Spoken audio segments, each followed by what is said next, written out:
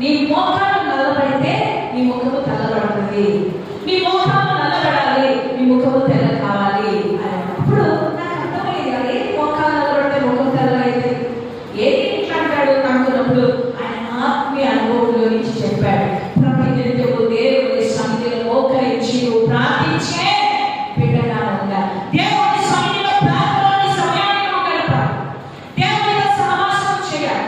దేవుని సన్నిధిలో దేవుని అడిగేట్టుగా ఉండాలి. ప్రార్థన మనకు ఊపిరి పట్టింది. ప్రార్థన మనకు ఊపిరి పట్టింది.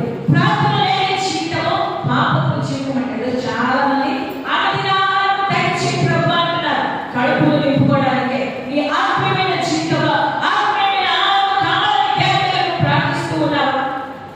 నీ ఆత్మీయమైన జీవితం ఎదగాలని దేవుని అడుగుతున్నావా? ఎంతసేపు మన ప్రార్థన నా కొడుకుని బాగు చేయి, నా బిడ్డని బాగు చేయి, నా ఇంటికి ఇల్లు, నా గది కావాలి, నాకు ఇది కావాలి. ఇవి తప్ప దేవుని దగ్గర ఆత్మీయమైన జ్ఞానం కొరకు, ఆత్మీయమైన ఎదుగుదల కొరకు దేవుని సన్నిధిలో కనిపించుకొని ప్రార్థించే వారిగా మనం ఉన్నామా?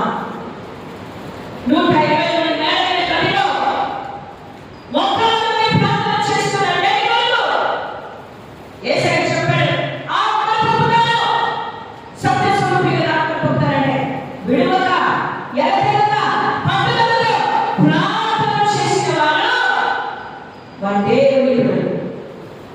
ఆత్మను పొందుకున్నారు. సేవకులు ప్రార్థిస్తున్నారు, ఏ రీతిగా ప్రార్థిస్తున్నారు. ఎంతో మంది దైవజనుల ఆత్మీయమైన జీవితంలో మనం చూసినప్పుడు గంటలు గంటలు దేవుని సన్నిధిలో మోకరించి ప్రార్థించే వారిగా మనం చూస్తూ ఉంటున్నాం. ఆ మోకాల అనుభవం నీలో ఉందా?